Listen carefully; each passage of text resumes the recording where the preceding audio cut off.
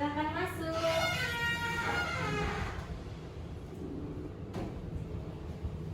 Kan duduk sini.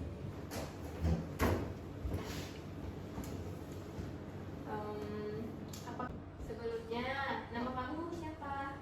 Nama saya Widya, Kak. Dari prodi mana kamu? Dari prodi MPD, Kak. Apa kabar nih Widya? Jadi datang ke labor. Kabar saya baik sih, Kak. Cuman ada Jadi kamu mau konseling ya? ya, Ya, yaudah, ayo kita duduk di sana yuk. Ya, silakan duduk, Widya. Jadi sebelumnya Widya ini udah pernah konseling. belum, Kak, ini pertama kali. Widya tahu nggak apa itu konseling? Nggak tahu, Kak. Jadi konseling itu gunanya untuk membantu klien yaitu Widya mengatasi masalahnya untuk mencapai optimal dirinya. Iya.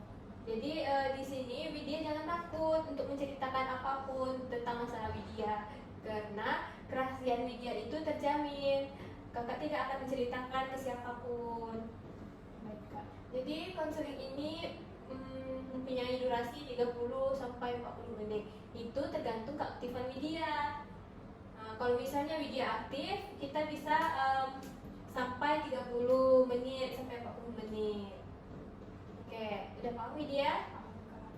Oke, jadi apa nih yang mau Widya ceritakan yang ada di pikiran Widya? Widya mau cerita tentang masalah keluarga Widya, Kak. Kenapa keluarganya? Ayah sama ibu Widya udah pisah, Kak, dari Widya SMP. Jadi semenjak itu ayah menikah lagi dengan istri barunya, dan posisinya pada saat itu saya masih di pesantren, Kak. Saya nggak tahu apa-apa kenapa ibu saya dan ayah saya pisah. Tiba-tiba saya ditelepon sama ibu saya kalau saya jangan mau gitu ikut kepada ayah saya karena ayah saya udah nikah lagi dan dia bawa 2 adik saya, Kak. Apa tuh permasalahannya sehingga Ibu Widya nggak ngebolehin Widya ikut sama ayah? Mungkin karena pada saat itu posisinya saya juga lagi sekolah, jadi mungkin ibu saya takut nanti kalau saya pergi sama ayah saya sekolahnya malah nggak dilanjut gitu, Kak. Jadi apa yang Widya lakukan? Ya pada saat itu karena saya masih kelas 2 MTS, 2 SMP, saya nurut aja, Kak, karena saya juga di pesantren, nggak bisa komunikasi lebih sama ibu dan sama ayah. Terus nggak lama saya dengar berita kalau ibu saya tuh pergi, Kak, merantau menjadi TKW di Hong Kong. Terus Widya pada saat itu apa yang Widya lakukan? Pada saat itu ya tetap lanjutin sekolah sampai akhirnya waktu Widya udah tamat tingkat SMP-nya, Widya berhenti dan karena setahu Widya kan adik-adik Widya tuh tinggalnya sama ibu tiri kan, Kak. Iya. Jadi ya gimana lah hidup sama ibu tiri, adik-adik Widya juga masih kecil, jadi Widya memutuskan untuk berhenti sekolah dulu untuk jaga adik-adik Widya. Oh, jadi Widya ini putus sekolah pada saat 2 MTS ya? Iya, Kak. Terus Widya setelah putus sekolah itu Widya kemana? Ikut sama ayah? Iya, ikut sama ayah karena kan ayah kerjanya pindah-pindah, jadi dia tuh mau jagain adik gitu karena posisinya ayah tuh udah punya anak baru gitu kan, anak kandungnya yang baru sama istri barunya, jadi otomatis adik dia yang 2 ini masih kecil-kecil juga nggak diurus gitu, Kak. Jadi ibu tiri Widya ini enggak mau ngurus adik Widya juga? Enggak, Kak, sampai mereka sekolahnya nggak dilanjutin ternyata karena itu posisinya kan kelas 1 SD sama kelas 3 SD, jadi rupanya di sana mereka nggak disekolahin lagi. Terus Terus sampai sekarang Widya udah di semester masih tinggal sama ayah saya kan kak, tapi ayah saya tuh nggak mau gitu ngasih mereka kayak mana ya kak, uang jajan mungkin lah dikasih, tapi kayak kasih sayang enggak gitu kak. Tiap hari asal saya menelpon adik saya, mereka kayak dipukul, disuruh-suruh sama ibu tiri saya. Nah sedangkan posisi rumah saya kan jauh kali nih kak, sama sekarang saya ngekos di Pekanbaru, jadi saya juga nggak bisa banyak bantu. Jadi perlakuan seperti apa tuh yang dilakukan ibu tiri Widya ke adik Widya? Ya dipukul kak, dicaci maki.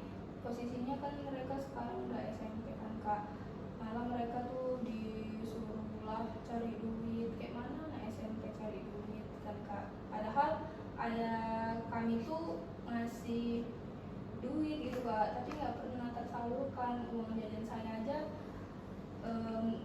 untuk kuliahnya macet-macet gitu kak, kadang nggak dikirim.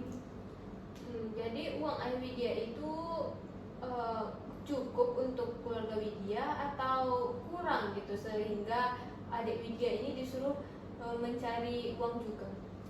Sebenarnya cukup ada sih kak, cuman karena ibu tiri kami ini kan dia dulu dia juga masih muda kali kan kak waktu dinikahin sama ayah kami, jadi dia yang kayak pakai uangnya semena-mena gitu kak, dikorupsi terus. Ayah kami nggak langsung ngasihnya ke kami, melalui perantara ibu tiri kami itu kak. Jadi selain ibu Widya nih, ada nggak orang lain yang menghasut ibu Widya atau menghasut ayah Widya gitu? Mungkin ada lah saudara-saudara dari ibu tiri, tapi kan saya juga di sini nggak tahu juga kan kak, cuman tahu sekilas. Lagi adik saya di sana nggak sepenuhnya dikasih HP, jadi saya nggak terlalu tahu. Tapi asal saya pulang kayak mereka tuh ngadu, sering dipukul gitu kak. Kan Widya tahu nih adik Widya sering dipukul, caci maki, disuruh cari uang. Nah, apa perasaan yang Widya rasakan pada saat itu?